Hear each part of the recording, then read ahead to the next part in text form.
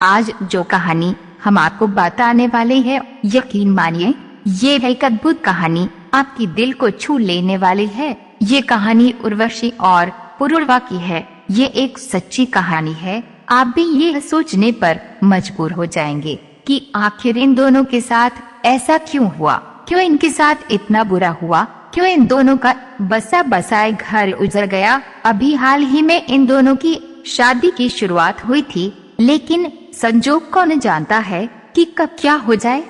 उर्वशी और पुरुरवा एक दूसरे के प्यार में खो गए थे। विवाह के बाद उन्हें लगने लगा था कि उन्हें वह सब कुछ मिल गया है जिसकी उन्होंने कामना की थी। सब कुछ बहुत अच्छा चल रहा था, लेकिन नियति को कुछ और ही मंजूर था। साहित्य और पुराणों में उर्वशी का बखान सौंदर्य की साक्षात प्रतिमूर्ति के तौर पर किया गया है। कहा जाता है कि उर्वशी स्वर्गलोक की सभी खूबसूरत अप्सराओं में सबसे ज्यादा आकर्षक थी और देवराज की सबसे प्रिय अप्सरा थी।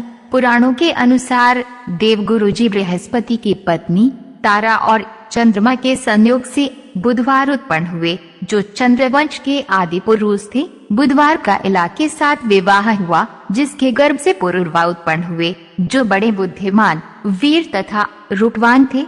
एक बार नारद मुनि पुरुरवा के रूप, बुद्धि और युद्ध कौशल की प्रशंसा देवराज इंद्र के सम्मुख कर रहे थे। तभी उर्वशी भी वहीं मौजूद थी। उर्वशी ने मृत्युलोक के राजा की इतनी प्रशंसा सुनी तो वह उन्हें देखने के लिए लालायित हो गई। वह राजा को देखने के लिए बेचैन हो गई। वह बिना कुछ सोचे समझे स्वर्ग से धरती पर आ गई। उन्होंने जब पुरुरवा को देखा तो एकदम मंत्रमुग्ध हो गई और पुरुरवा भी उर्वशी के अपार सौंदर्य में खो गए और उन्होंने उर्वशी के समक्ष विवाह का प्रस्ताव रख दिया। उर्वशी को विवाह प्रस्ताव तो मंजूर था, लेकिन उन्होंने राजा के सामने दो शर्तें रखी।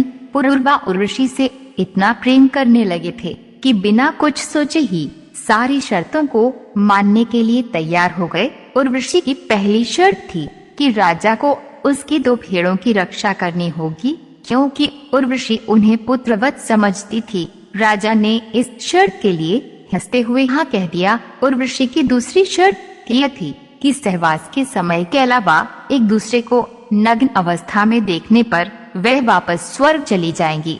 राजा को अपनी भावनाओं पर नियंत्रण था, इसलिए वह इस शर्त के लिए भी मान गए। इसके बाद उर्वशी और पुरुरवा का विवाह हो गया। विवाह से बाद उनके साथ वे दो भेड़ें भी आईं, जो उर्वशी को बेहद प्रिय थीं। विवाह के समय पुरुरवा ने उर्वशी को वचन दिया कि वे उन्हें दिए हुए दोनों वचनों को भली भांति निभाएंगे, और वही दूसरी तरफ स्वर्गलोक पर हाहाकार मच गया था। सभी जगह ये चर्चा थी कि स्वर्गलोक की सबसे खूबसूरत अप्सरा ने सभी सुख सुविधाओं का त्याग करके मृत्युलोक की याद न भरी हकीकतों को खुशी से अपना लिया है।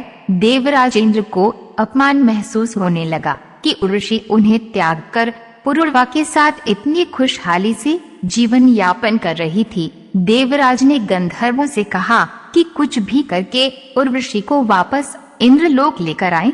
देवराज की बात मानकर गंधर्व एक रात चुपके से पुरुरवा के राजमहल में पहुँचे। उन्होंने भेड़ों को वहाँ से ले लिया और चुपके से लेकर चले गए। जब गंधर्व ने उर्वशी के भेड़े चुरा रहे थे, उस समय उर्वशी और पुरुरवा दुनिया से बेखबर होकर प्रेम और काम भोग में लीन थे। भेड़ की आवाज सुनकर उर्वशी चौंकी। उसने राजा से कहा कि वह भेड़ों की रक्षा करें। राजा ने पहले वचन की रक्षा करते हुए भेड़ों को ढूंढने के लिए जंगल में तुरंत निकल पड़े, लेकिन राजा भूल गए थे कि वे उस समय निर्वस्त्र हैं। पुरुरवा भेड़ों की सुरक्षा करने का वचन तो तोड़ ही चुके थे।